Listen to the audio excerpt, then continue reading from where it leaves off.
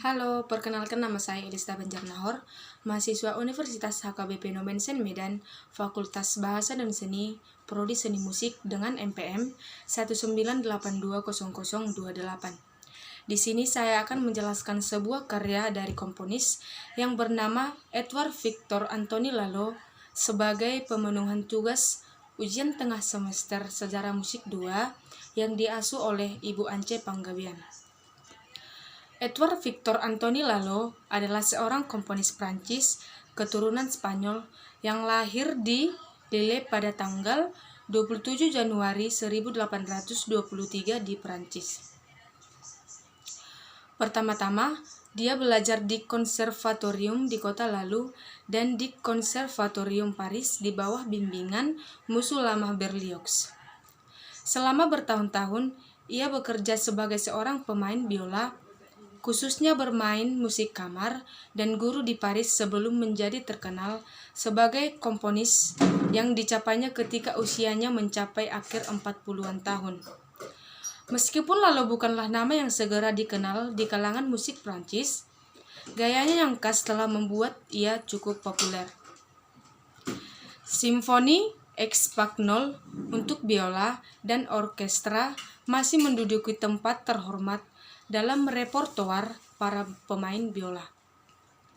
Ia juga terkenal karena menciptakan karya-karya solo lainnya, termasuk cello concerto dalam D minor dan karya operanya Le Roi de Yes atau pertama kali dipertunjukkan pada tahun 1888 dan didasarkan pada legenda Bretagne yang sama, yang belakangan diangkat oleh Debussy dan yang lebih terkenal diangkat dalam La Cathédrale Éclairée. Karyanya Simfoni dalam G minor dipuji-puji dengan sangat oleh Sir Thomas Beckham, meskipun hanya sedikit dirjen lain yang memperlihatkan minatnya terhadap karya itu. Gaya Lalo yang menonjol adalah melodi-melodi yang kuat dan orkestrasi yang beraneka rupa, dengan kemantapan yang mirip dengan musik Jerman yang membuatnya berbeda dari kebanyakan komponis di negaranya. Gayanya yang khas ini, serta kecenderungannya yang sangat ekspresif, dapat dilihat dalam karya-karyanya yang diciptakan dengan padat seperti Caryerjo dalam D minor, salah satu komposisi Lalo yang sangat paling kaya dengan warna. Lalo mulai terkenal sebagai komponis pada akhir usia 40-an.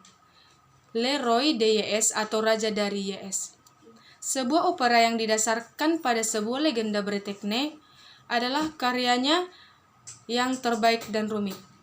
Legenda yang sama merangsang Debussy untuk merangsang sebuah karya untuk piano yang terkenal. Opera ini ditolak selama 10 tahun setelah selesai dibuat dan baru dipertunjukkan pada tahun 1888 ketika ia sudah berusia 65 tahun. Dan keberhasilannya membuka pintu bagi Lalo hingga akhir hayatnya. Namun, imajinasi dan kerinduannya untuk merangsang dan mengarang musik baru mulai melenyap. Dan ia meninggal dunia di Paris pada usia 69 tahun. Dan Lalo meninggalkan sejumlah karya yang tidak terselesaikan. Demikian yang bisa saya jelaskan dari karya tersebut. Sekian dan terima kasih.